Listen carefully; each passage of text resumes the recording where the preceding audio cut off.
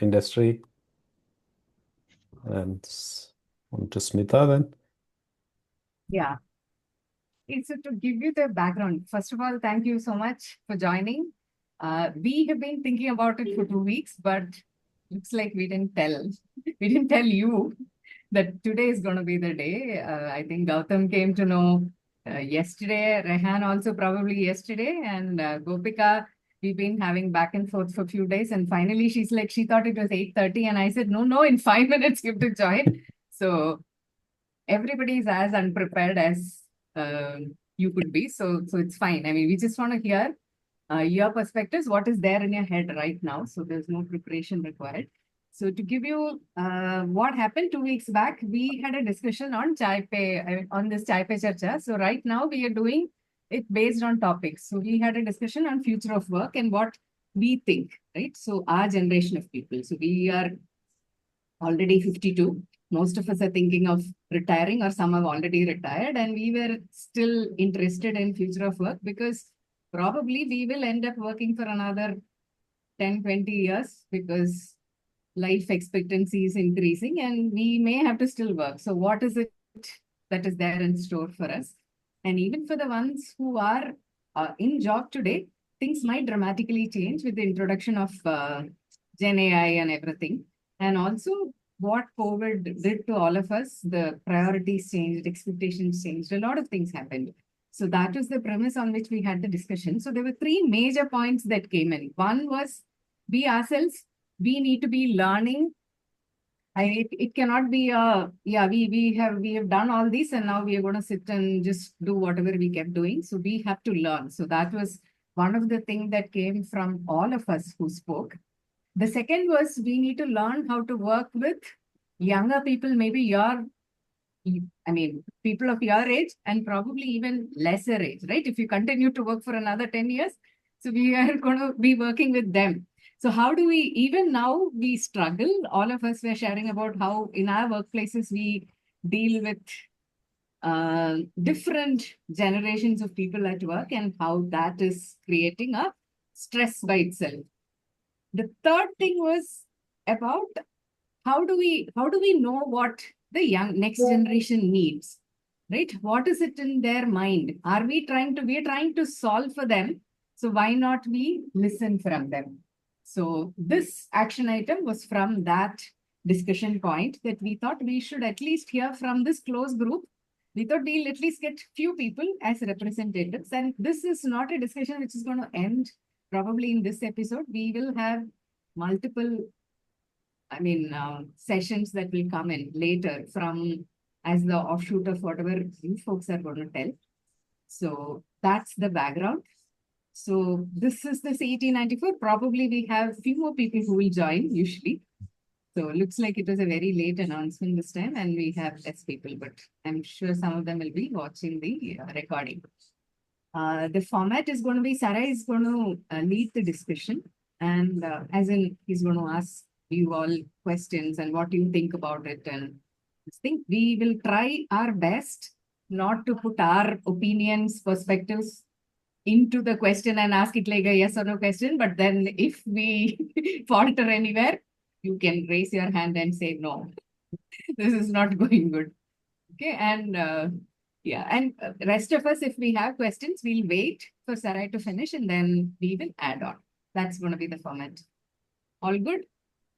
Yep. So first, can we start with each of you telling probably 2-3 sentences about who you are, and we can take it from there. Over to you. Yeah. Gautam being there. Yeah, Gautam. Yeah. Yeah. So about myself, so I did my mechanical engineering here in Chennai from SSN College. Then immediately decided not to pursue that and started doing data analytics. Started working as a data analyst. So been doing that for over 3 years now. And quick personally, I don't know. I'm into football and recently picked up traveling as a hobby. But yeah, that's quick. Yeah. Next one, is it Gopika? I can go next. We can go alphabetically. Yeah. So, hi, my name is Gopika. I finished my bachelor's in economics from Pune, but it was a liberal arts degree. So I did a major in economics, minor in psychology, and a bunch of electives across disciplines. So it was really a very generalist degree. And post that, all I knew was I didn't want to do a master's in economics. So, and I wanted to get onto the ground. So I did a 2-year fellowship in an NGO, which placed me in a government school for 2 years. So that was like in within the ecosystem. And then based on that, I took like a gap year to write the civil services exam, which which is its own universe. And after that, I decided that like full-time study was a bit much. So I got back into the workspace and now I'm doing government consulting, which is the closest to the civil services that you can get. But I'm also still giving attempts to the exam. So that's where I am. But right now I work with the school education department in Tamil Nadu. Thanks. Rehan, yeah. Hey, I'm Vahid San. I'm currently studying in Canada. I'm based mostly in Toronto or Waterloo. I'm in my final year of my computer science degree. It's a degree which has both studying and full-time work doing something called a co-op program. So I just got off an 8-month stint working at a startup. I really like working in the medical device space and mostly working towards neurotech. I think that's some of my mom's influence because she's a doctor. But that's what I really enjoy working in. And yeah, I'll be graduating this summer and then probably hitting straight into the industry, looking into some sort of medical device company. Brilliant. Okay. I think I'll just give probably a few. Can I just wanted to go. Oh yeah, hi Vijay. Yeah, Vijay, yes. Yeah. Gautam's introduction kind of like resonated with me because I am a mechanical engineer. And as soon as I finished mechanical engineering, I decided that I want nothing to do with it and went into data and analytics. So it's interesting to see that you have the same journey that I had maybe 30 years later. Just wanted to throw that out there. Thanks, Vijay. Vijay, something Yeah. about yourself? So I lead a marketing science department at an ad agency here, primarily focused on General Motors right now. Okay. So Rachna, yourself.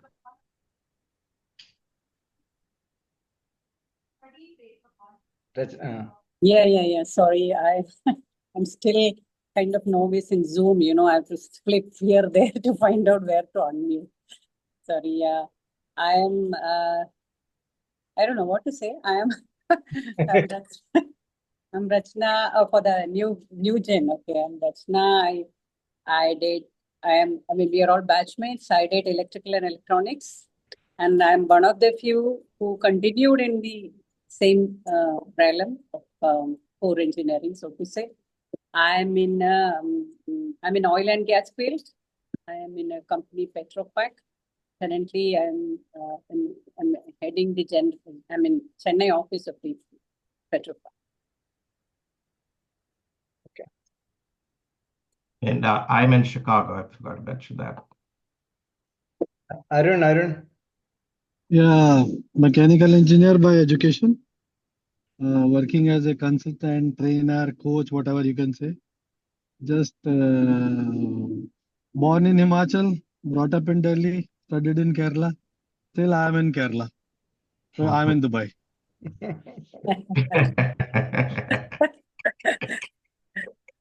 Okay. You thought you left us, right?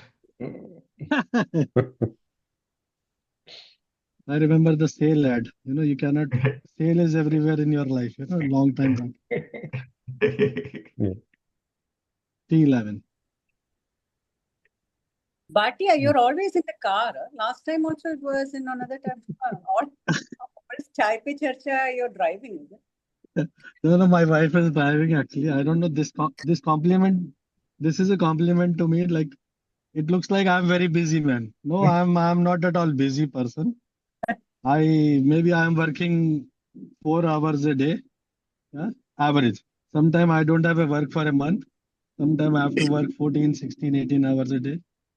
So car reply is like it is today we have a meetings. I mean, most of the Saturdays we have a Toastmaster meeting. So we husband and wife we go there. Good. So shall we start then? Yeah. Yeah. Okay. Okay, so I'll just give a 5 minute intro, but not 5 minutes, just 2 minutes. I think we all would like to hear you three guys mainly. That's the whole purpose of this session. So we, as Smita was saying, we did have a very interesting session 2 weeks back. Actually, a very long session. So we had to basically stop it because people just kept on talking. We just had so much to say. So we said, yeah, we have to do a follow-up session, and this is really good to see the next gen. Even with our spouses, our spouses say they are from a different generation. We struggle to understand them, and they say even so. When we see young kids like you, it's completely weak. It's sometimes it's very difficult, they're like to understand what your thinking is, especially when you meet at a workplace. Social events are different, but when you're meeting in a workplace, when you're meeting professionally, how do like we understand what is your expectation, what is your thinking, how you have found the workplace to be. Did you find it the same way as you expected it to be?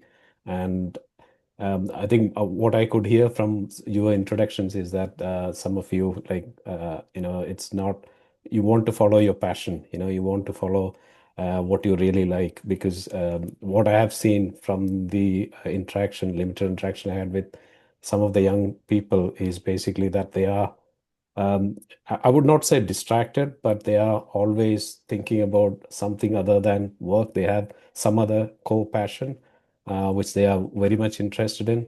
And I always think that, yeah, you may excel in that field, but you still have to earn a living also. Yeah, so it's that sort of a dilemma. But some people are so fortunate that they can follow their passion, and that's a very, very good thing to do also. So just to give a bit of a structure, I'm not going to impose any structure or anything like that. You can tell whatever you want to say. Just wanted to touch upon a few ideas like working hours, flexibility, how do you make your role irreplaceable? Because all these Gen AI and all these things are coming up. How do you make yourself irreplaceable in the future workplace? So your thoughts on that. I don't know who wants to go first. Rehan, if you want to start, I would love to hear your thoughts on skill development and replaceability, that sort of thing. Yeah. Yeah, absolutely. I think since I'm working computer science and a lot of that is programming, I hear from everyone sending me jokes or memes that your job's going to be replaced by Gen AI all the time, Gen AI all the time. So it's something which we really think about a lot here at university when we study. And I think there is one important thing is to learn how to integrate rather than fight against it. It's not like you should be asking everyone to not use these tools in the workplace, because in reality, you're doing a disservice to yourself by not actually using these tools, which are helpful for everyone, right? And in order to keep yourself sort of up to date with it, I think a good way to stay relevant is to keep up with what's happening. For example, I think a couple of years ago, ChatGPT would have been everyone's go-to for everything. But nowadays we have Gemini and stuff from Google. And if you don't realize, what's the difference between both of them, or why more tokens are important in Gemini and stuff like that, you won't be able to make the most of what tools you have available to you. So I think a good way to keep your skills sharp is to know what's happening and not to fight against the current, because the current is definitely going in that direction, right? True. Yeah. Sorry, I was on mute. That's really true. But how do you think, like, especially young people or who have, let's say, the skills, or you are learning, you are like coming up with a qualification, isn't it, to a workplace? How do you find that, or have you found a way of making yourself I won't say useful. How do you add that value to your job role? If you are given, let's say, given a particular job role, how do we go above and beyond that? How do you add the value to your job role? I think a while back there was a very generalist approach to things to make sure you're good at a lot of different things. But something which I've sort of figured out once you've entered the industry is that you need to have a lot more depth in one or two fields, and that's what gives you that edge over some other candidates, or that brings value to the field. I think when you have stayed in a certain field for a period of time, I'm sure all of you are aware of that. You come with a bunch of experiences from various settings and stuff, which is something which you can't really create from things like generative AI, which has a very overall view of things. There are many tools and all to obtain ways to do things, but finding out the most efficient way and finding out the most appropriate way to do things is something which you only learn through experience, and learning how to use the tools in the more appropriate way is an important thing, and that's something which we bring which sort of is a skill you should bring to the workplace, if that makes sense. Yeah, it does. Yeah, it does. Yeah, I think we have talked a little bit about tech. I just wanted to understand about following your passion. Let's bring Gautam into that. How was your thought process in choosing a career and following what you said, you are following your passion at the moment. How do you see how many people are young people are brave enough to do that sort of change? You're on mute. Yeah, sorry. Yeah, so I think especially now, right, a lot of people, at least in my peer group, I've seen they're not inhibited by, what their initial coursework was or what their degree was. They're ready to make that sort of leap and get into something else. With my case per se, it was not necessarily like passion. It was more like in terms of so I did mechanical. I had passion towards it, but I did not really want to work in a mechanical field. It was something that I liked, like the topics, all of those was something that intrigued me, but not necessarily something that I wanted to follow up on a career aspect. So data, I've always been like, sort of analytics, puzzles, logical thinking, all that really intrigued me. So that's how I made that switch. But in terms of especially in my friend groups, I've seen a lot of people in my current company. I've seen a lot who are in certain core companies. They are trying to make that switch, do their masters in order to get into more of like a managerial role or a leadership role. Or I've even seen some who have actually quit and gone into entrepreneurship. And in fact, what I can tell right now is a good chunk right now really doesn't uh, are not inhibited by their initial decisions. And it could be because I'm probably speaking for like the upper echelon that don't have like any financial burdens or anything as such. But what I've seen is they really want to step forth and try new things. But yeah, I really think that given the opportunity, everyone is going to follow their passion. Um, if they are, it boils down to basically if someone is unhappy in their current situation. I think that's something that factors in a lot now. Maybe I can't say I cannot speak for you guys, but probably something that we've noticed is previous generations, they tend to stick with a company more regardless of say their satisfaction or workplace work life balance, all that stuff. But current scenario, if you see, a lot of them are jumping more frequently, and what that mainly comes down to is, well, are they happy or not? So they are not sort of bound down by anything. They're ready to make that change. That's something that I'm seeing a lot. In fact, I am one of those. I'm currently serving my notice period. So yeah. Your notice period. Yeah. Wow. Hey, Sarah, I was just thinking, we did not have passion or what? We were all like, we had only one way, one road only. Either No, Infosys, no, we I'm never not looked saying at. I'm not saying we didn't have passion because we found the passion probably later, I would say. Because we fell into a job role.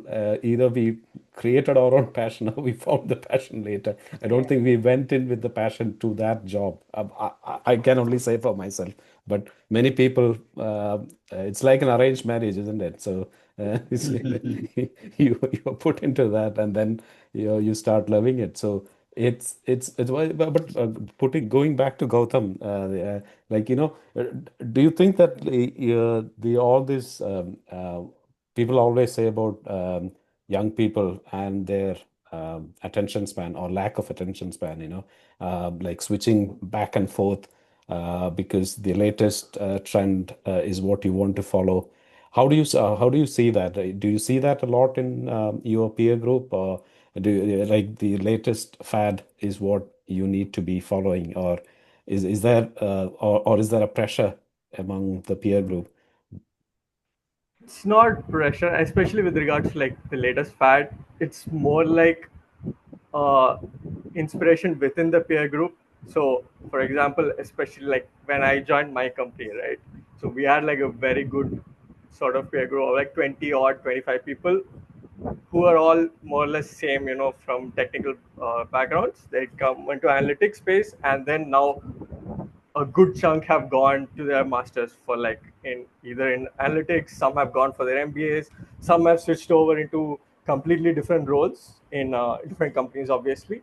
So it's sort of like how other people are inspiring rather than it's a peer pressure of following the latest fad. You see that person and you be like, yeah, even I can take that leap. I can put in that effort. I can do that.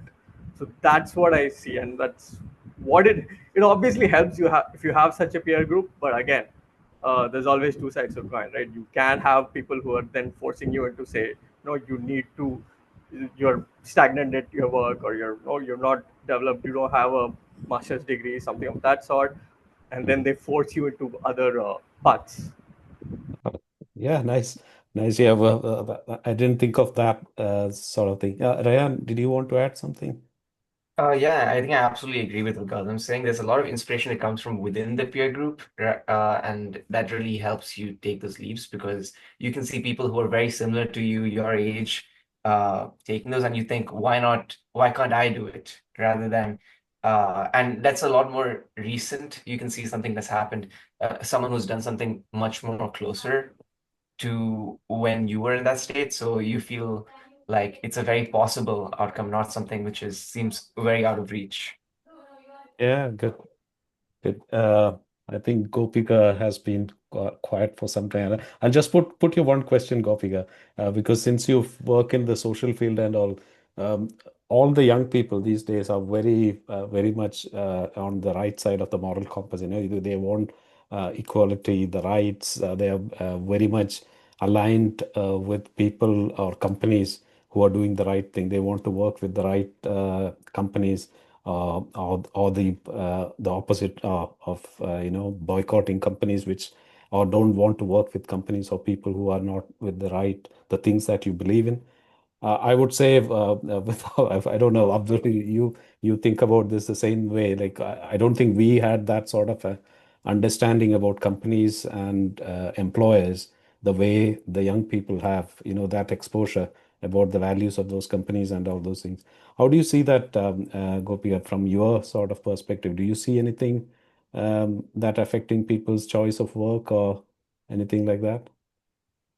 Perhaps as a consumer, I haven't seen it.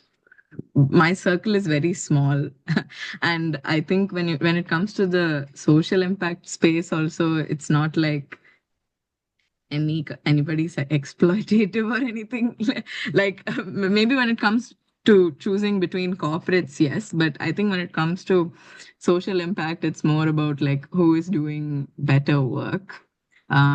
I'm not sure what to respond to that, but I do have a response for the employability thing and Gen AI replacement and making yourself irreplaceable. I think my sector is a little different because both of the places I've worked in so far have been government allied, and for the lack of a better word, it's a bit slow moving. So like whether I'm talking about like a government school or like whether right now I'm reporting to an IAS officer, like things are still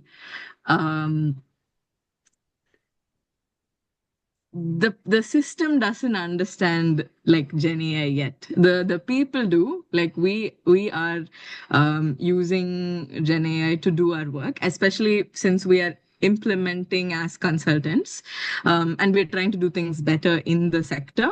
But the stakeholders we interact with, they don't really understand it yet. Like even last month, we were making a presentation, and somebody had suggested that we could do it on Canva. And the IS officer was sitting, and this is not even Gen AI, this is just presentation. He was asking, like, what's the difference between PPT and Canva? How do I know that something is Canva? If you download it, can you know it's Canva? Like, so that is where we are at right now. And I still see physical files being moved around. And the problem here is like there's improper understanding of like tech. So I think I understand this generational divide. I report to a 62-year-old. So Wow. he's, yeah. The IS officer is there, but the consultant, he has had some 3 decades in Deloitte or something, and now he started his own firm. And as he is, it comes with its own set of challenges, even though he comes with decades of work experience. So to give you another example, for the past, I've been here for a year. So just about when I came in, we adopted a project management tool to streamline workflows within our project. And so we got Zoho, like Zoho projects, and anytime. So he will have a daily stand up with us, and any problem that comes, he'll say, "Can it be fixed using Zoho?" Like customer relationship management, can it be fixed using Zoho? Finance issue, can it be fixed using Zoho? Is it on Zoho? Can Zoho fix it? No. So, like the technology has a particular function, and it's either that we don't want to use technology at all, where's my physical file, or it is, is the technology a magic tool that can fix all of my problems? That then only then I want the technology in the workplace. So I think, yeah, in a tech field, maybe it's very different, but like where I am, we're a little, I think the environment is still a little confused. Slow adoption is happening, and like even in the government school, when we're talking about beneficiaries in the social impact space, right? They are only now getting access to like digital devices and the internet. And so like even there, I would say that we are not at Gen AI yet, although I don't know what my students are doing nowadays. Even at that time, they were like, they were learning like rapidly using their parents' phones on YouTube and all of that. So I worked in like urban slum communities. So I think I should check what they're doing now with Gen AI. But like, yeah, essentially we're talking little more slow adoption, and also people who don't quite understand the tools. So it's maybe up to us to integrate it better into the workplace and also communicate about its purpose. Yeah. So, Interesting. Yeah, sorry, yeah, go yeah, ahead. I have a yeah, but I'm not question. sure. But for your the social justice thing, I'm not sure Oh what to no. I answer. was just putting it for an opener. That's all. Yeah. Don't worry about it. No. When you said about 62-year-old, we can look forward to that in 10 years' time. All of us, we will have another generation come up and say, and we might be asking the same question: Can a PPT do this or a SOA do this? Yeah. It's interesting that you deal with such like diverse sort of age group. And do you see like other young people having the same sort of adaptability issue with older, let's say, managers or supervisors? Do you get frustrated with these people who don't understand technology, or you try to use the opportunity to teach them? Yeah, I think it's a balance between that and this. I've seen both happen. So it's not universal. I think right now I'm stuck in a place like that. In the previous think tank I was working in, my manager was actually, he had spent 20 years in Infosys as a senior director in US, and he switched to the social sector. So that's also Wow. something Yeah. connecting to your passion Yeah. point. Like he Yeah. discovered his passion later, and he switched, and I feel like he was a lot more understanding, and I was able to communicate with him. Mhm. Vijay? Yeah, so there it was a little better. I think it changes from place to place. Yeah. Was it Wahid? You wanted to say No, something? Vijay. Bijoy, yeah. I mean, Gopika, the thing that as you were kind of speaking, the thing that kind of came to my mind was around, there's a question that's been kind of circulating around, are you looking for mentors? And is mentorship kind of a consideration for you? And I'll phrase the question as one, are you looking for mentors? And the second part of it is, when you look at a mentorship, I mean, there are several generations that you could be mentored by. You could have a millennial manager that maybe is closer age-wise, maybe has a different tech set skills. You could have someone like a Gen X from our age. You could have somebody that's older than us, that's more like closer to the baby boomer. When you look at that, the different generations, I mean, one, do you find that I mean, there's a tech minus that you're working with, but do you find that your managers kind of help you, guide you, provide the mentorship if you're looking for mentorship, do you find it in these generations? Do you find specific generations are better at that? How does mentorship look like to you? Yeah, I think the issue in my specific context is that my manager is involved in the day to day.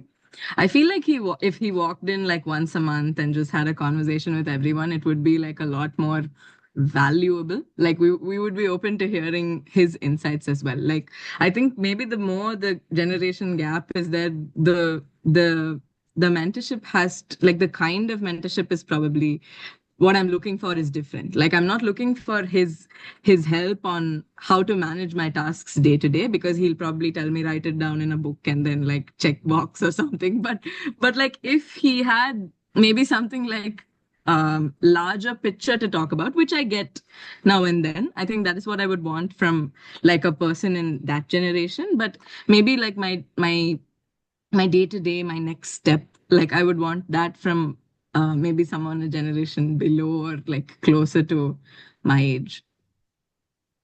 But the others can also, yeah. Yeah, interesting. Raihan, yeah. Yeah, I think I had something just to add for that, for sure. I think there's a lot of valuable information you can get from any generation, regardless of how you do so. But mentorship is more of I think it has to be defined as a two-way stream. It's not just you obtaining information from the person you're being mentored by, but also the person who's mentoring you gaining something out, or at least getting something, or willing to learn something from who the person they're mentoring. And I feel like that's something which is, as you have closer generations, they seem to be more open to hearing your opinions. I've had some very good managers and mentors across my jobs, and I've learned many things from them, but I'm not sure how many of them were willing to listen to feedback coming back from me and to sort of improve their sort of process. And then sort of it's like a back and forth stream, and sort of refine the mentorship process to get the most for both of us. Otherwise, it may seem to the mentor that they're trying to give us a bunch of information, but we're not understanding it as much. And it may seem like we're trying to give feedback and they're not trying to get what we're saying. So it's sort of a two-way refinement stream to sort of make sure that things go smoothly, even if there is value to have on both ends. Nice, yeah. Yeah. So just to add on to what Rehan said, right? So even especially with regards to it being a two-way street is something that's very sort of very important, and not by two-way street in the sense it should be in a way where both mentorship is something that needs to be given and received. At the same time, so what I'm coming to say is essentially, so I have my current project manager. He has about, say, 12, 13 years of experience. So he's not that far off, but still, compared to us, significantly older. So he is very receptive to feedback, and he always, so anytime we have these discussions, right, uh, he goes off in some gyan sessions for like 30 minutes on just one topic based on his experience, and it's pretty interesting to get to know that. And I then sort of feed it back, and we have a discussion. But at the same time, the person who is receiving it also needs to be sort of interested, or being is ready for, to accept that mentorship. When mentorship is given when it's not required, it comes off in a wrong way. So the same person, I've spoken to my junior as well. So what she feels is that he's actually a bit condescending, because he just keeps imposing his experiences on her.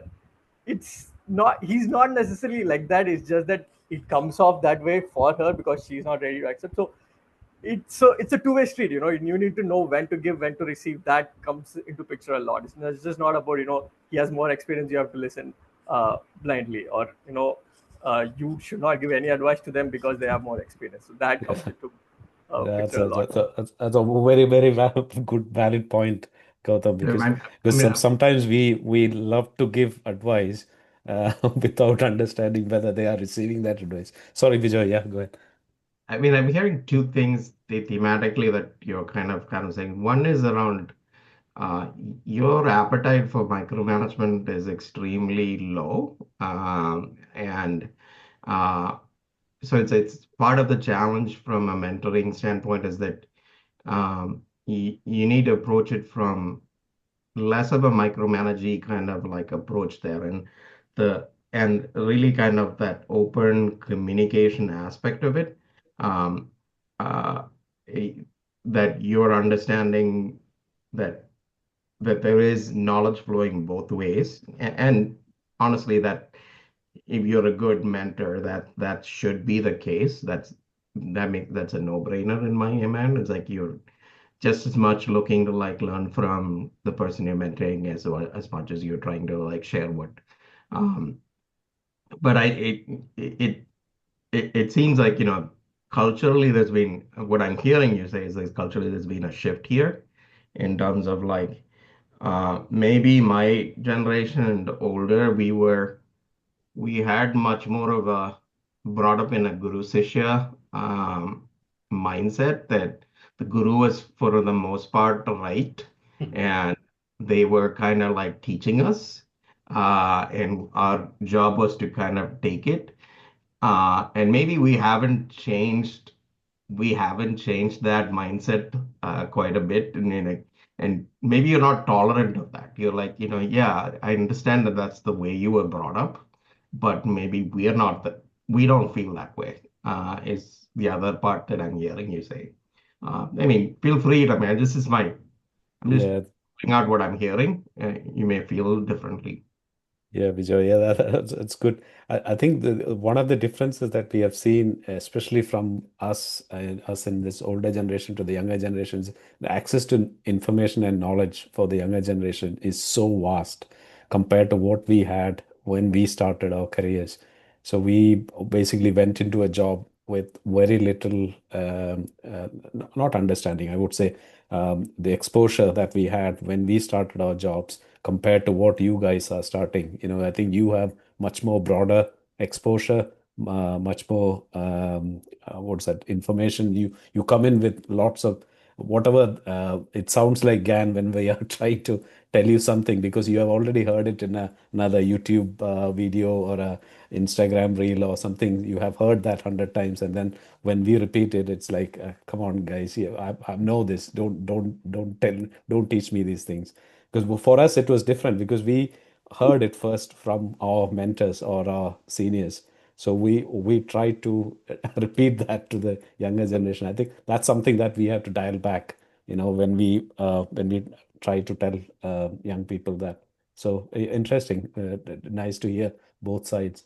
I'd Yeah, flip that, Sarai. You yeah, triggered a point there, like it's like um the feeling I've had, and this is not just for young people, it's everybody. Today, there's just so much information that there's a need for curation. Um, and the question is like, it's everybody has at the fingertips far too much content and not an ability to kind of distill it, curate it, and absorb it in a way that's useful. And the question is like, especially as I talk to my kids, and if I talk to people that I'm that are reporting to me, is like, it's like there is always a first, like, I know because I've seen this bit of information, but the other part of it is there are a lot of competing information. So it's not we aren't sitting with like this is the one truth. There are 10 truths that you need to like figure out which one is the right, which among this is the right approach to take here. How does the explosion of information and the access to information change the way you all think about knowledge and the way you're absorbing knowledge, the way you're looking to absorb knowledge? How does curation play a part? Because I think we're in a world where everybody has some information about pretty much anything. The question is, how do we kind of communicate in a way that the bits of information kind of we coalesce to like collectively we agree on something here? Yeah. I went all over the place, but I don't know, it makes sense.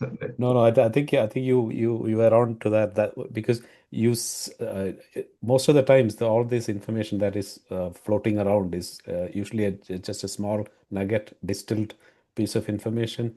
You never see the work behind, to achieving that knowledge, or you have not done the path, let's say, in achieving that knowledge. So you see the end result, isn't it? You see that last bit and say, "Oh, I know what," but you don't know how you achieved that result. I'm just trying to put it in different words. Yeah, but yeah. Sorry. Baiju, sorry. Hi, Baiju. Hi. I think Gopika was about to say something. Yeah, Gopika. Yeah, sorry. Go ahead. You are on mute. No, I think, Gopika. Yeah. No. So I think that's where what Rehan and Gautam were saying come into place. Like when you're talking about like distilling it comes to context and relevancy, which is where the two-way street comes in. So if the mentor is listening to us and where we are right now and what is the context we're dealing with and what we already know, then I think it becomes easier to provide value or to curate the right thing to talk to us. But I think oftentimes that listening might not happen because the mentor might hear something and not listen to it fully. Like, okay, this is what I know and this is what you need. Without like asking more questions before starting the Gyan.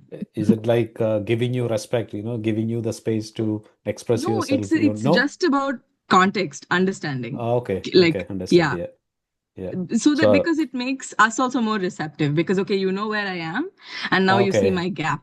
Yeah. Oh, I understood. Yeah, Okay, Rehan. you need to understand both standpoints, where you're coming from, that sort of thing. Sorry, Baiju, I think I cut you off. No. Go I ahead. was trying to say the point you were trying to make, because see, the mentorship is a thin line, and to be fair, our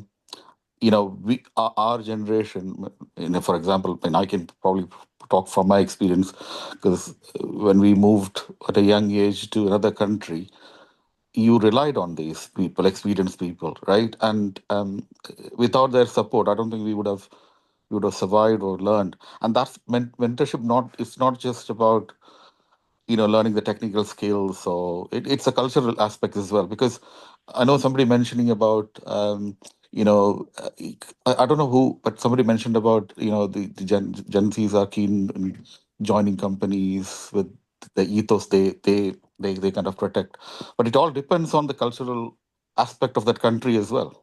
You understand? Because some countries, Very important. you understand. So if you go to a country, which has got very strict rules, you just follow it.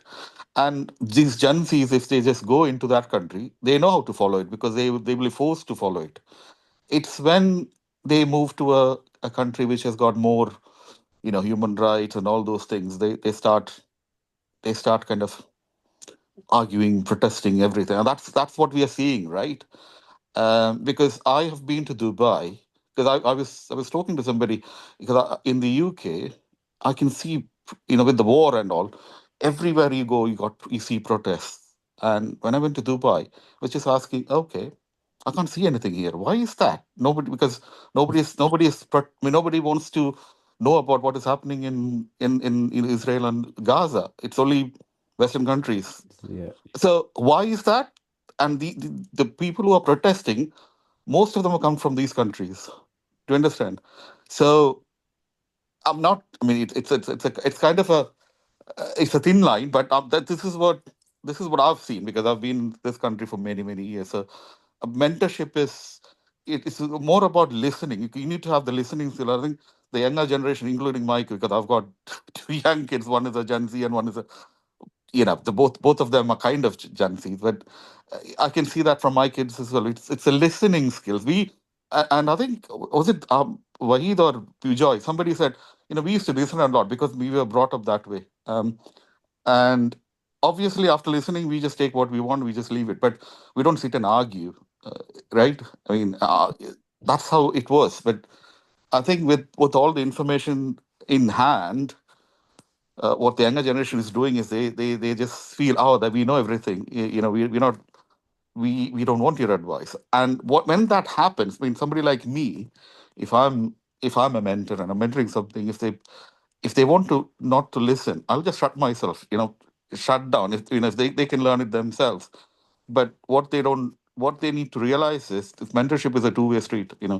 You have to have receptiveness. And obviously, yes, argument, you can argue, you can challenge, that's all there, but that should be in a much mutually respectful way. And that I don't see. I mean, maybe because the people I've come across, um, I don't see that with the younger Ranju, do you generation. have a question to them? I mean, is it like what do you want to ask them Yeah, about this? No, I don't want to ask No, them because no, he's making a statement. He said, I'm making a statement based on my experience, because yeah, um, there are so many. I mean, what I'm saying is there's so many younger people who from India basically coming to the UK now. And if you want to help them, if you volunteer to help them, let's say, I don't know, do you want to help with the CV? They don't want to listen. Do you understand what I'm saying? Because that's how it is. And at this point in time, I've just shut myself out. And to be fair, I only help with people who kind of reach out to me, and that's happened because of the attitude I get from not everyone, but that's the general attitude. If I talk to 10 people, I get that from eight of them. Yeah, and I think that's probably a cultural difference, but it depends on people's personality. Because what I tend to do is and that's why I'm saying it should be a two-way street. So it should be the kids should be a bit more open, because we have seen through enough.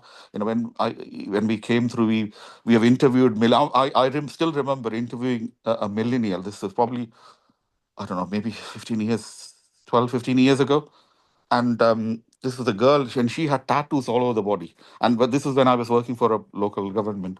And you know how it's similar to in India, it's like old school, yeah. So there was 4 of us in the board. തീർക്കാനുള്ള സമയമില്ലേ എന്താണ്? തീർക്കാനുള്ള സമയമില്ലേ Okay, I'll finish this. So that's fine. ഞാനിത് നിങ്ങൾ പറഞ്ഞുകൊണ്ട് ഞാൻ പറഞ്ഞെന്നുള്ളത് it's fine. You can. I thought you were I was just making fun of it. No. I'm just saying. What I was trying to say is, നമ്മുടെ generation, we were lucky enough to see 3 or 4 generations. Generation in the sense like, kids growing. Millennials, when millennials came, they had these tattoos, they had these earrings, and I still remember one person in the interview board. He got put off just because the way she kind of presented herself, but she was really good. And we ended up taking her, but I think that attitude has changed. അതാണ് ഞാൻ പറഞ്ഞു വന്നത്. See, 15 years ago, whatever that attitude was, that's completely. So that older generation also changed. Yeah, I think I understood you, Baiju. I think I had very similar experience with all these Yeah, body tattoos and all those things. You get put off because you are not used to that, but when you know them, exactly, they are actually really golden characters. They exactly, are exactly. really, really fine. That's just they are pretending to be something else, or they Correct, are correct, like correct. keeping an image to protect themselves. That's Protect all. themselves. You know. But I Uh, think what I'm trying to say is a lot of people have changed and yeah, trying to be acceptable, receptive to younger generation. There are some, some people, but yeah, that will be there in everywhere, yeah. every corner. Okay, I okay. I mean, And I I guess think the part. Rachna has a question. Rachna, sorry. Rachna, only questions to the kids, okay? Oh, only questions to the kids. Yes. Yeah. Okay. Yeah. Because, yeah. Because I heard that, I mean, it should be questions. So, in fact, yeah, what Baiju was talking also, one I'm curious to hear from them. We always generalize, our generation always generalize and say that you guys don't have patience, it's instant gratification that you want, etc., etc. And some you were saying also, your what do you call it? Drivers are different kind of, happiness and everything. The same way, do you have any generalization for us? Among you, when you talk, what do you say about us? I think it's thunder vibe. I'll lean in a little bit to see what Raya has to say.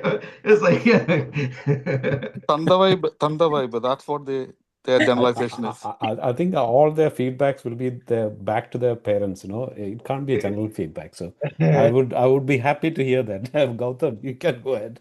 You have been quiet for some time. What Yeah, do I you have a feel about this question to younger generation? generation. Yeah. I have a question. Yeah. Okay. Go ahead. Go ahead, Arun. Yeah, so I just wanted to understand because I feel like there is a lot of discussions on mental health and everything. So how is younger generation interest to spirituality? I'm not talking about religion. Yeah, I'm saying spirituality. So what is their interest in general question? For example, you have 10, 15, 20 friends because I meet a lot of rational people. Yeah, they don't know whether they are rational or what they are, but they present themselves copying somebody else. So just how Yeah. much interested you are into spirituality and how you think it can make work-life balance and mental health, etc., etc. Yeah, and I'll just also add on, sort of physical fitness also. Uh, just all of them put together because wellness is something that, again, we are, as our generation, we started taking care once we hit our 40s, most of us. Once we have our first medical report and all those things, suddenly everyone starts being fit. But for you young people, as Arun was saying about, fitness, mental health, and spirituality, how do you what is the importance in terms of in your life, or what are your thoughts? Go ahead, Ryan. Raya. Yeah, I think you guys brought a bunch of different questions, so we can go one by one for sure. But I think one thing which I learned a lot from my mom, who works as a doctor, is that there is a compartmentalization of work and not work, and you shouldn't be bringing work back home. And there is that space after work is done where you have to dedicate to yourself, because if you as a person are not completely well, whether mentally or physically, you can't go back to work and expect to have the same level of output or efficiency. So I think it's very important to have other aspects, whether when you have self-doubts, and let's be honest, work can be a real slog these days. I know through COVID and stuff, you had to force yourself to stay in like a closed room with no actual physical social interaction sometimes, and that can be really mentally tolling, and that's something we have to accept. Or if you're working these long hours for like to push a product right before release, you're definitely working overtime and stuff, and you aren't going to, it's not like you get, if you the extra 20 hours you may put in, that isn't going to be equivalently solved by taking 20 hours off. It's burnout is the thing. So you need to have these external things, and you need to turn off work after work is done. So keeping your body healthy is something very important to that sort of lifestyle. I think people have been talking about work-life balance for a very long time, but I think making sure that you have things outside of work so your life doesn't completely revolve around this job is an important thing. Sort of How do leaning you? towards Yeah, sorry, sorry, go ahead. Rehan, just before we digress, what about spirituality and mental health? How do you see that? Are they all linked together, or is it? I definitely think that there is some sort of connection between sort of how physically well you are and also mentally well you are. They both are definitely interconnected, and you have to take time. The way I know many people spend to do gym and stuff to take care of your physical health, you need to spend time actually taking care of your mental health, and people deal with that in many ways. One way is spirituality, and that's if you have faith or no faith or different ways to connect.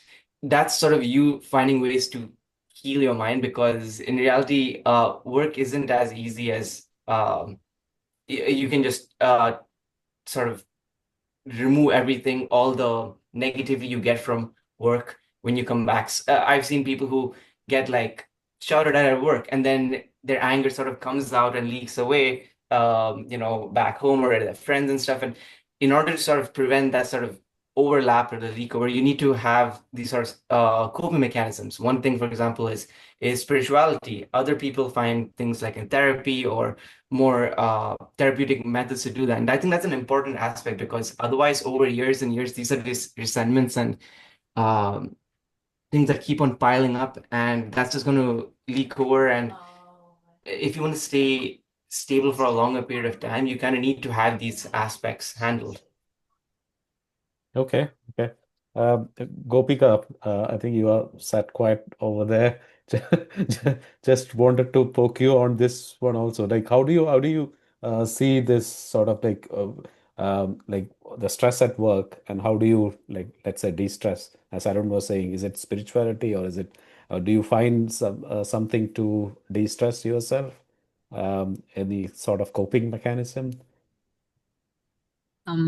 So I think physical health and mental health is quite important. I think it's on the top of everyone's mind, even right now. And I think maybe that's also because of how more accessible information is, like whether it's like good nutrition or whether it's moving, or how, even that's linked to your mental health. And uh, I think also I should mention how, like, maybe we're more open to like therapy and more structured working on yourselves also, and also to address spirituality. Like, I think by now most of like my peers have um some sort of clarity upon like where they stand, whether this is their relationship to faith, or what parts they might accept and what parts like um they don't personally accept. So yeah, I think that is where that stands. As for stress at the workplace, so every time I mention work-life balance, my parents will say, but work is life, and life is also work. And if you can bring life into work, then you can bring work into life. And so, I mean, I get where that's coming from. But also, I think maybe instead of looking at it like a strict dichotomy, because then even if you'd like sometimes after 5:30, like I might want to like finish something off and come home or something, but like something within me feels like you don't own me like after 5:30 p.m. So I think that is also like an artificial construct in the brain. But I definitely think there's too much of like dependency on people. So I think we need to have like what I'm looking for and what I've seen people around me look for is like flexibility, in the sense of like if we are a team, like I want to be like not indispensable. Like if I have to take some time off, I want like the rest of the team or the workplace to be able to step up for me. I shouldn't be in the room providing no value just because I'm supposed to be there, or like you think that I should be working on weekends. Like, so sometimes that comes from like the management as well. So like if work has to be done, let it be done, but like as a team where we like step in for each other when the other person is not able to do it. So as long as that flexibility is there, Yeah, that makes for a better workplace, better I way. think. Yeah. I see Bijoy has a question. Just Yeah, coming to moderators, Bijoy. I have to leave.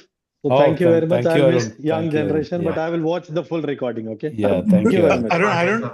Arun, Yeah, before you yeah. leave, Hmm. we should have a separate session for future of marriage. Oh, no. Yeah, we can Future have. of work is predictable. yeah, Future of marriage is not predictable. yeah. This is very, very important because either we should, in some aspect, we should be animals. We should learn from them. But most of the aspects, we have to be humans because God created so. I'm still, I believe in God. Yeah. So that is a great topic. Thank you very much. Yeah, that's Thank a you. Thanks, teaser for Arun. the Yeah. next session. Yeah. Okay, Gautam, Okay. over to Gautam, you have Gautam, yeah, I just wanted to get your thoughts because I think you're in a chill space because you're serving your notice period and all those things. So you must be under the least amount of stress at the moment. So what is your thoughts on this one? Stress and that sort of thing before we go to Bijoy here. Yeah. So one thing I wanted to add, right? So especially something I wanted to bring up was like how Gopika mentioned. It's due to the access to information is why I would say on easily 90% of my generation is very focused into wellness and health, but there is a negative aspect to that as well. I've seen a lot of my friends are having unnecessary paranoia.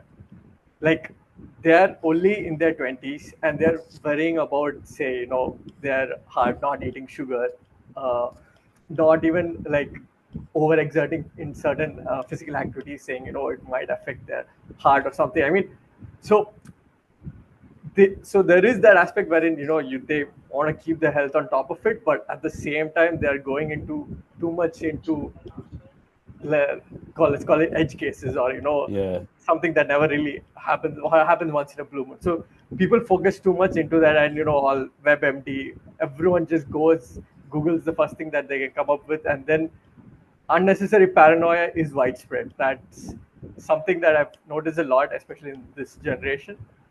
And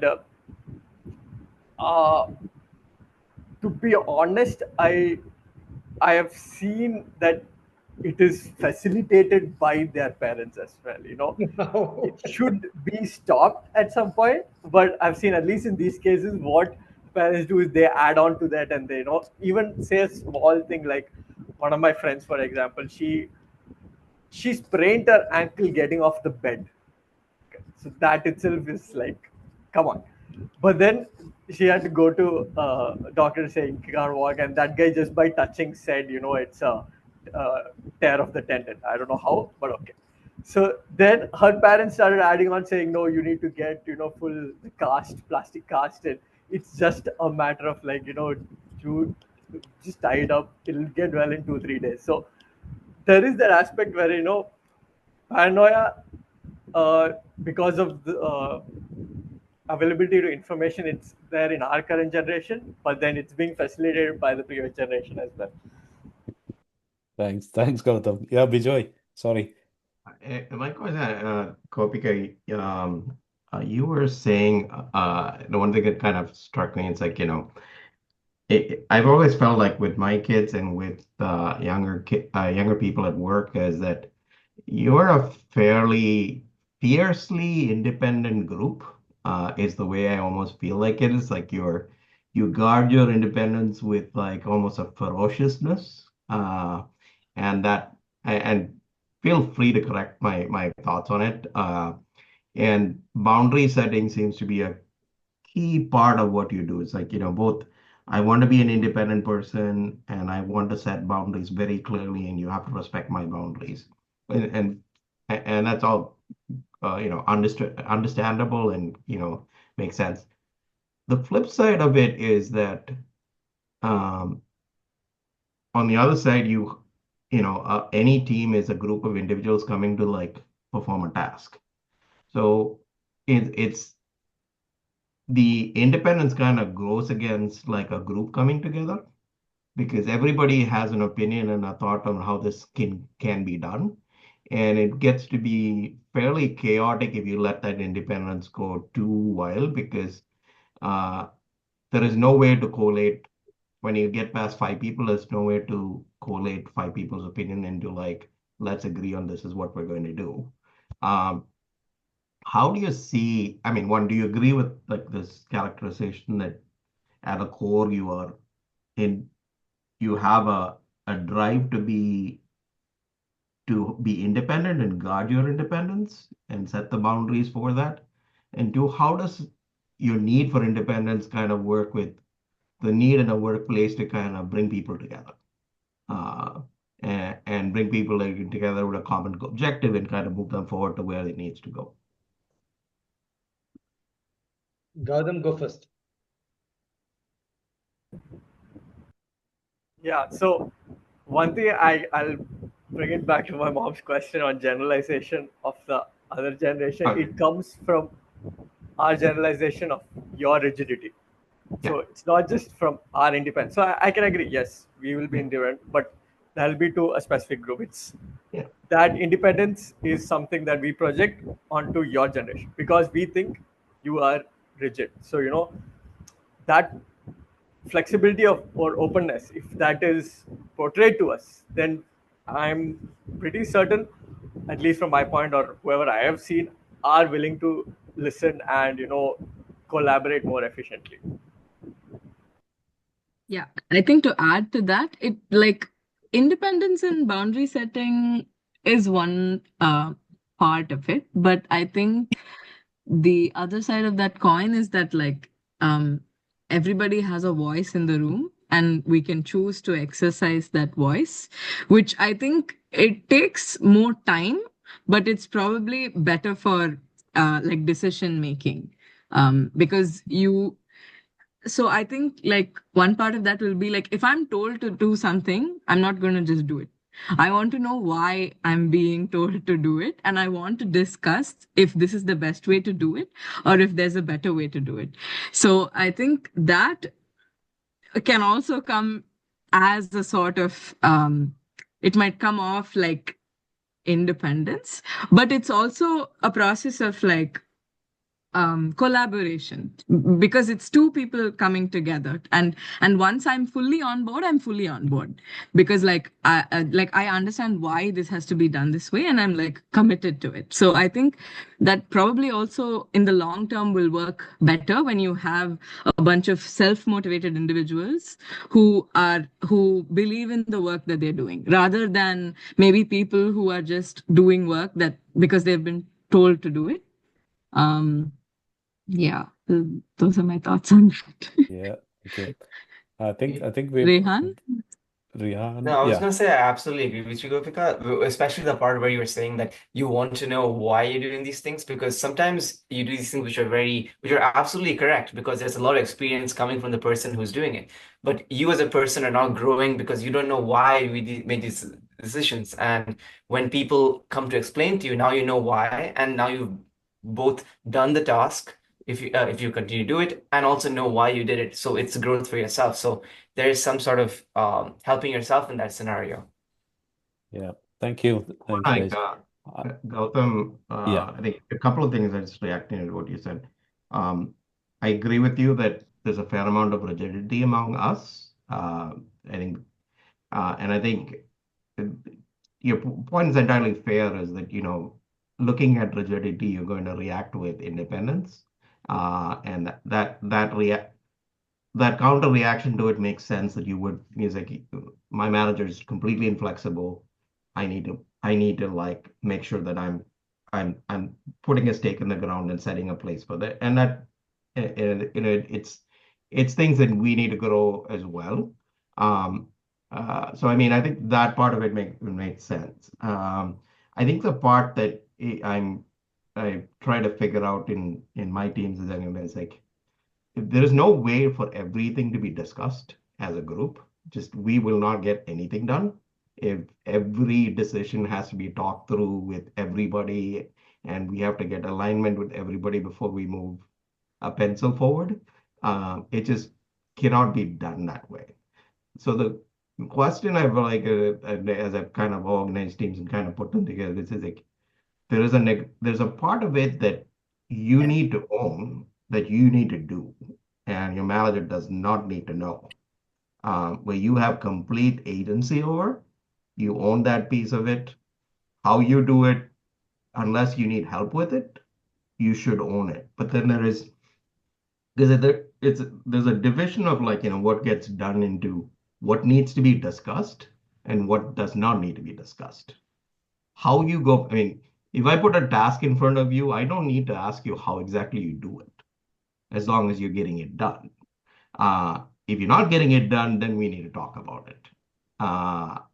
So I think it seems like the modern workplace is getting just like, have we figured out what needs to be discussed as a group and what needs to be an individual knowing what's on your plate and how you go about doing it. And if you need more, why is this important in the bigger scheme of why an organization is organized, what the goal here is. I'm hearing you're not willing to be a cog in the wheel. You need to know where this wheel is going and completely understand that motive there. But it's like, this same one is great.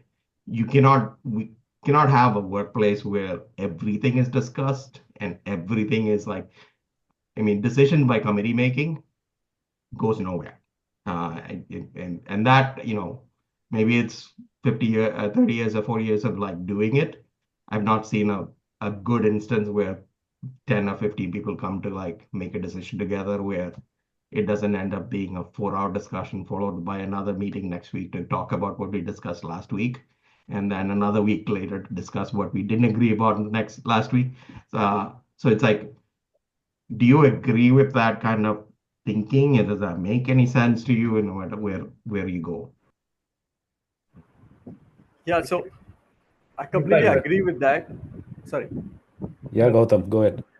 So I completely agree with that. And when you mentioned, no decisions are being made through a committee, that's entirely true. And it has to be through that, sort of delegation process. Like you said, given the opportunity, we will own up and take up whatever task is assigned or whatever small part, whatever it is. But the point that we need to come to is, even in that delegation, in that hierarchy, there needs to be some sort of trust that the work can get done.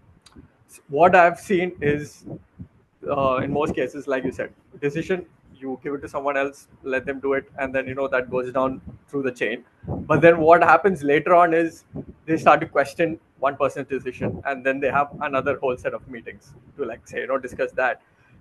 So that goes into a loop wherein again nothing gets done essentially. So something what I've seen even in my experiences, especially, so I've had one manager who sort of essentially she used to keep continuous catch-ups. Like we had like 4 catch-ups a day, starting morning 10 o'clock before lunch, then before we got off work. So it's continuous updates.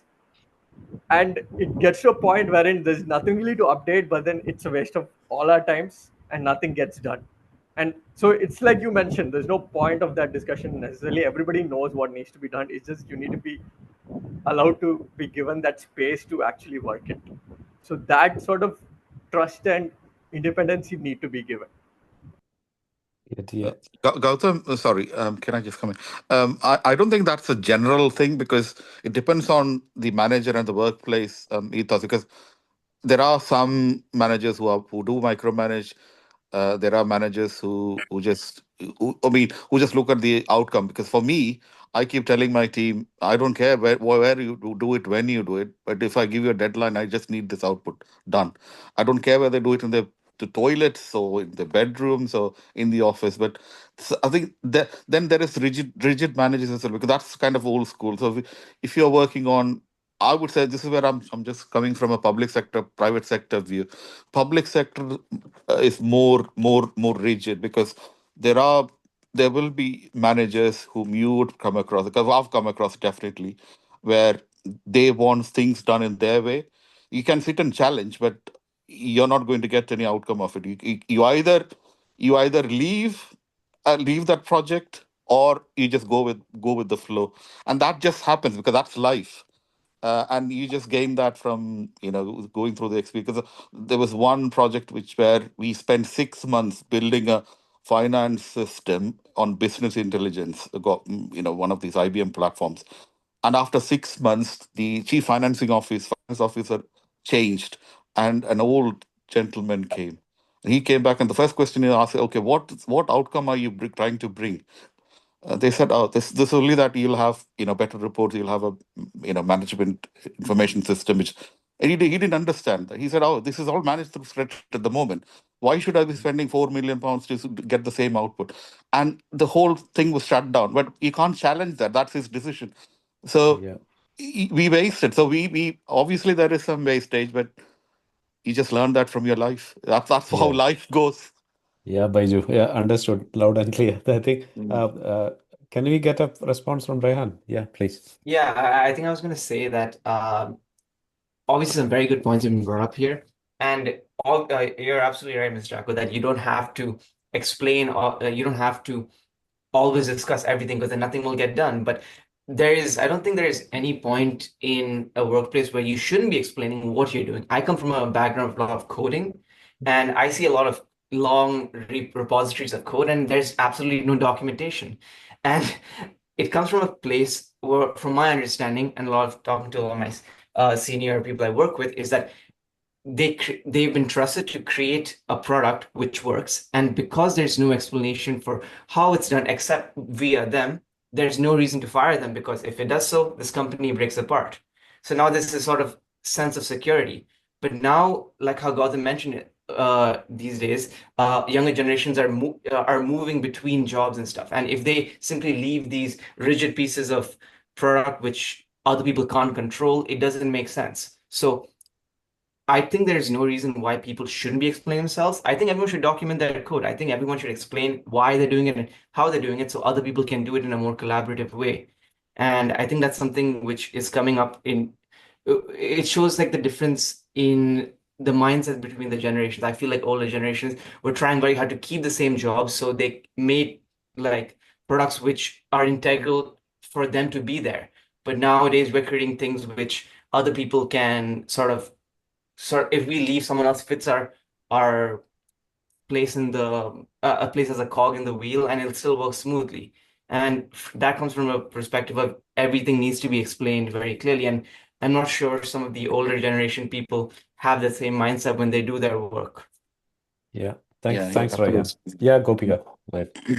And to add to that, I think so. I agree that we cannot have consensus on decision making, but I think the point. I mean, for every little decision, certain decisions, if you want a fresh opinion to come in, then we will have to open up that floor. But what I was talking about, when it comes to that cog in the wheel thing, is also that. I think when you're expecting an output from me, I can own that and I can do that output, but it's an investment when you explain to me why you want that output, because then I might suggest, I might take a different path to give you the same outcome, even though it might not be that output. Like if you want something to be systemized, then maybe you were telling me I want a table, but then if you tell me why you want this, then I might be able to suggest something else, like maybe a flow chart or something like that. That is that's just an example, but essentially, I would say it's an investment to explain why I'm being given a task, because I might have a quicker way to do it, or another way to get the same result. I think Yeah, definitely. Gopika made a very good point here, and I think you mentioned also earlier, Mr. Chako, that there is this big repository of information all around. And to bring back another point, to ask what is the value of us younger generation? I think with this large corpus of information, a younger generation person is better at understanding and taking the most out of these, or sort of understanding this larger set of information compared to others. Whether I remember during COVID time, there was a lot of misinformation spread all around. But I feel like someone in a more younger generation, like from my peer groups are probably someone like Gautam and Gopika, were able to determine what is misinformation or actual information because of our experience. So we're able to use this large amounts of information and sort of give value in a more sensible manner, sort of figure out. I feel like in previous generations, you learn from mentors what it works. But now the entire internet and all this information is our mentor as well. And there's so many different sources of what to do. And maybe someone in an older generation doesn't know how to determine what is probably right or wrong. So this is something where you should lean towards listening to some of us in the younger generation who can sort of identify which ones are better. And when we give you feedback on certain options, you can keep that an open mind on what are those options are, if that makes sense. I think the Canva was a very good example earlier because I think PPT and Excel and those things should slowly be transitioned out with newer generation tools definitely available. Yeah. Right. Young, Thanks. more experienced now. Yeah, young, more experience. No, I think Ryan made a very great point, distinguishing between misinformation and right information, because we have seen it with our parents also. They can't distinguish between misinformation, right information. We have experienced that. So that's a good point. I know we have a few more people actually on the call. Binod, Binoy, Epen. Um, any one of you have any questions, Binoy, or Epen? I think we have been talking like the 4 or 5 of us for almost 1.5 hours. So we'd like to hear some. Hi, I Epen. will Right. Yeah, yeah, go ahead. sir. Okay, this is to the younger generation. Hi, Rahan. Hi, Gopika. Hi, Gautam. Two parts to my question.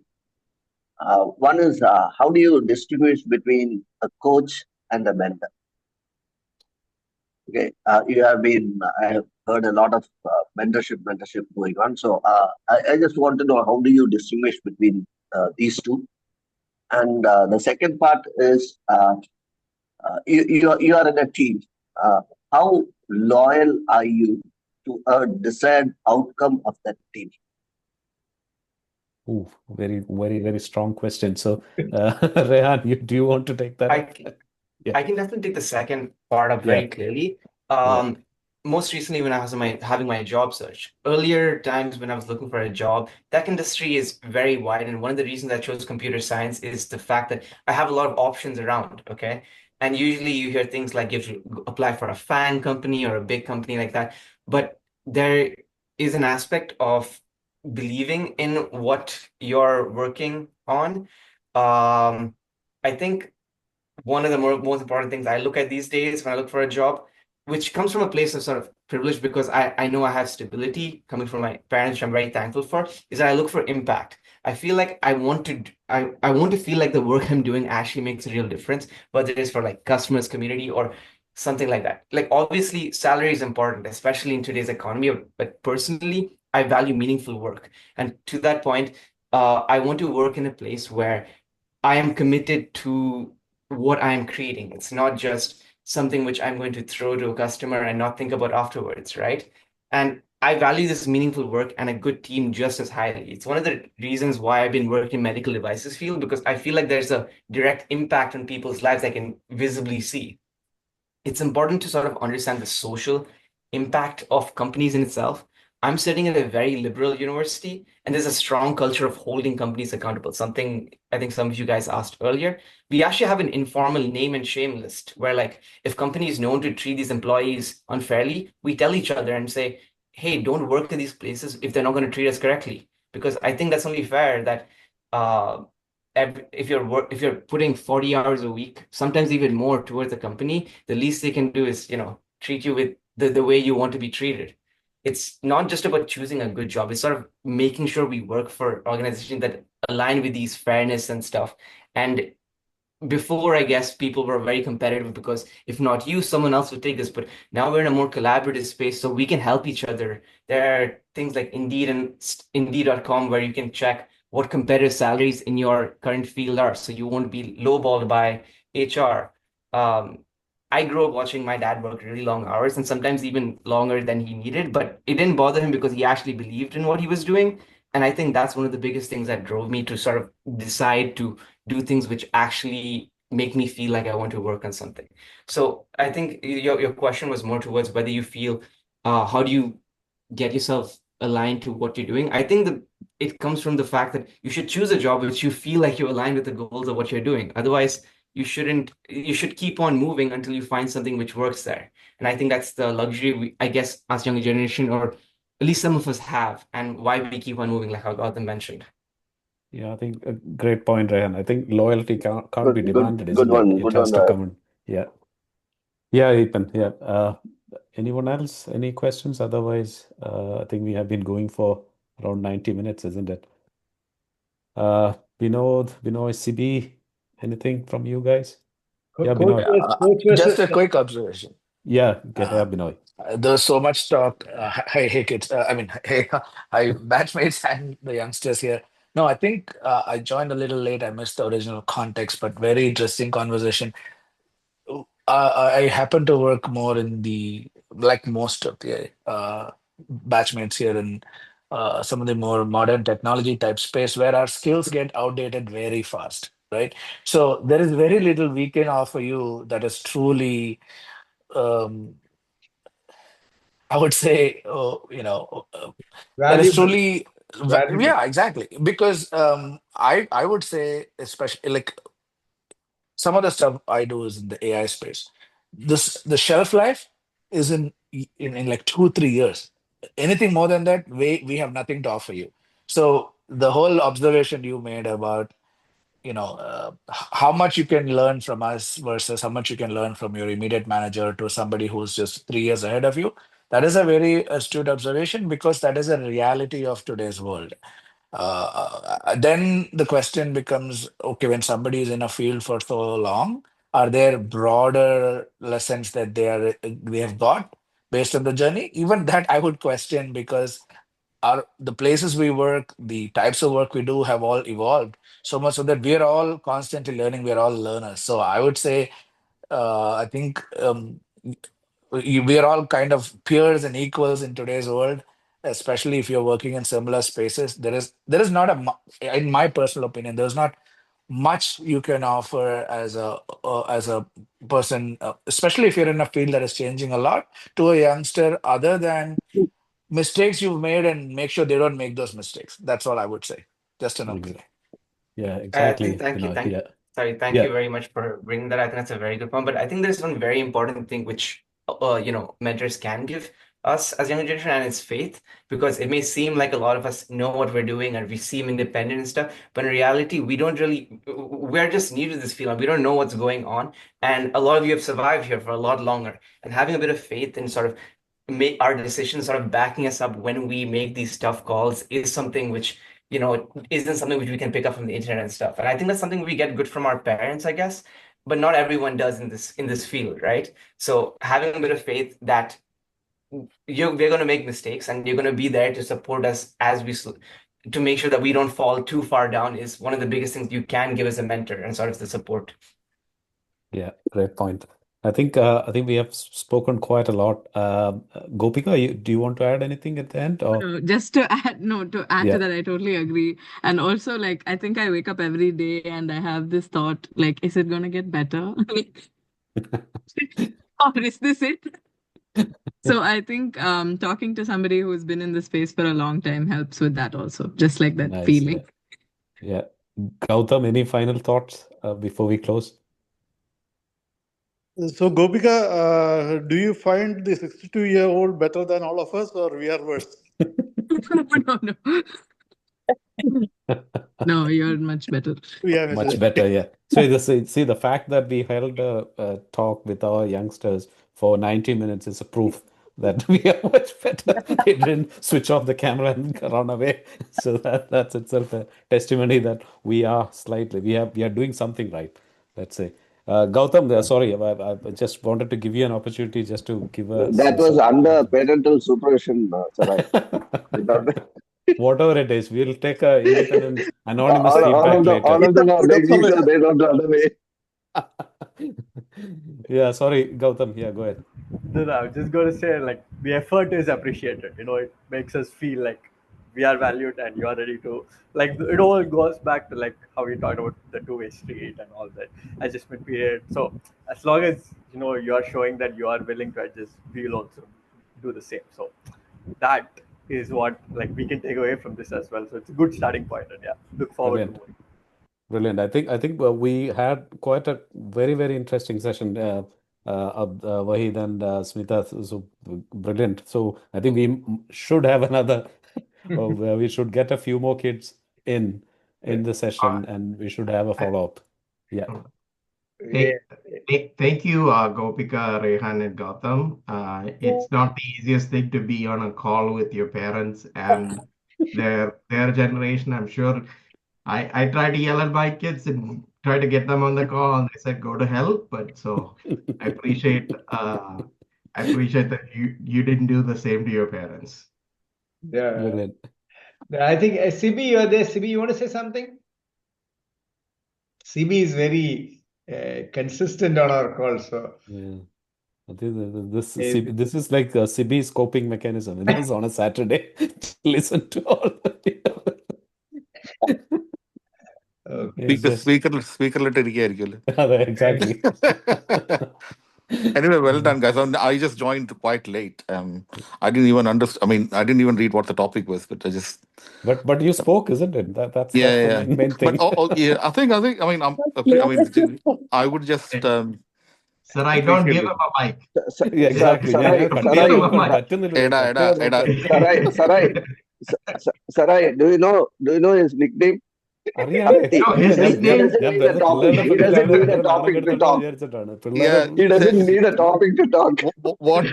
Whatever it is, I survived 30 years in a country I was not born. We are all survivors. അതാണ് പറഞ്ഞത്. അപ്പം that's the whole point. Yeah. So നമ്മളെല്ലാരും survive ചെയ്യും. That's how it's an evolution, right? Yeah, brilliant. Okay, I think Right, okay. Smita, Wahid, Thank I think you. we can close, isn't yeah. it? Any thank you. closing remarks from anybody? Anybody else? Rachna, how was? No. I mean, thank you. I mean, really appreciate it because, yeah, like you said, it just kind of evolved into this session, no, from the last session. We were just like casually saying maybe we should hear from them. But for me, there are a lot of takeaways from this.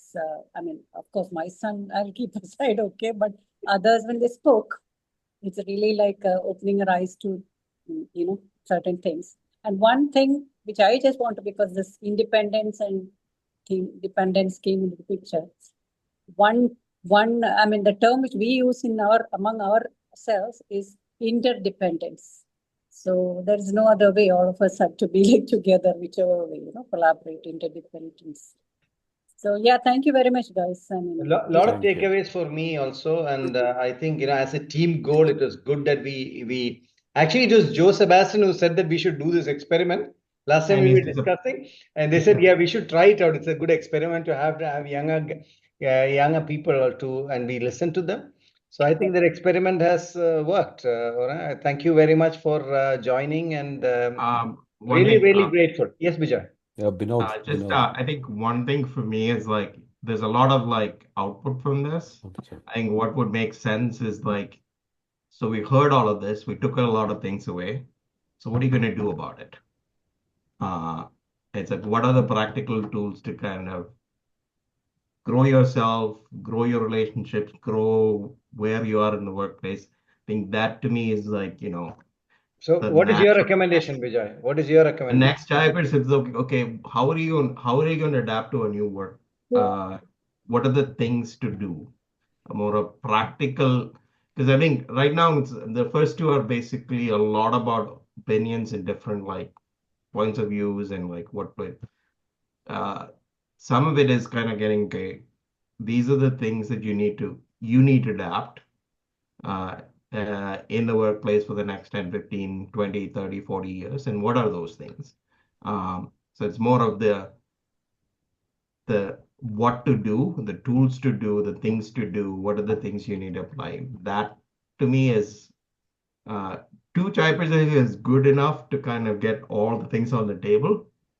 Now it's like, what do you do with So what's on the table? Vijay, we'll delegate it to you to prepare that notes, So I'll prepare all the notes, chat GPT, and then I'll send it to you, and you can make an action list for all of us, and we will then commit to following that. What do Yeah. you think? Yeah. Yeah, I think Sure. Rehan has Yeah. already put that in the comments. Yeah. So we all agree that we will listen to Vijay, or at least Oh, as an yeah. experiment. So we'll send Yeah. something to an action list for Vijay, and we will try and listen so that we don't have to work. We leave him to lead, and then like he I'm has not been Send it talking to the about kids. I mean, everybody has to Send it. make their own, and no one's going to lead it. And this is ultimately what you choose to do with yourself. Yeah.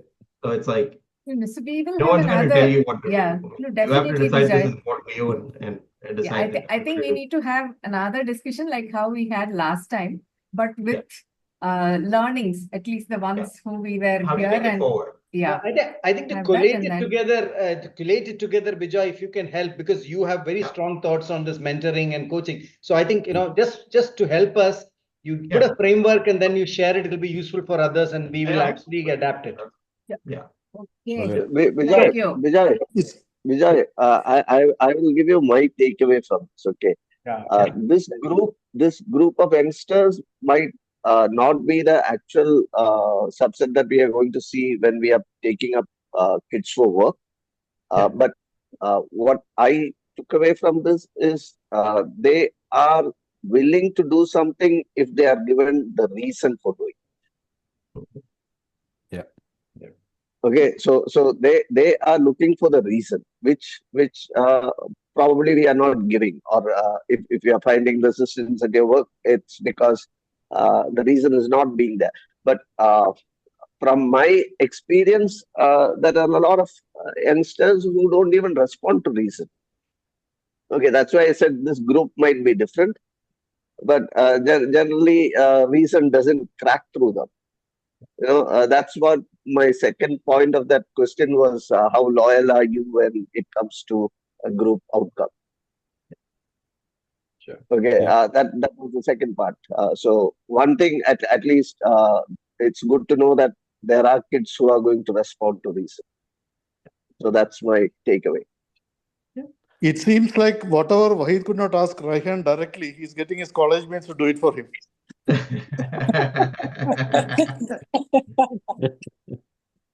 Okay. Okay. So Shall we'll we wind up. close Thank then? you very Yeah. much, and Thank you. Thank you. Bye-bye.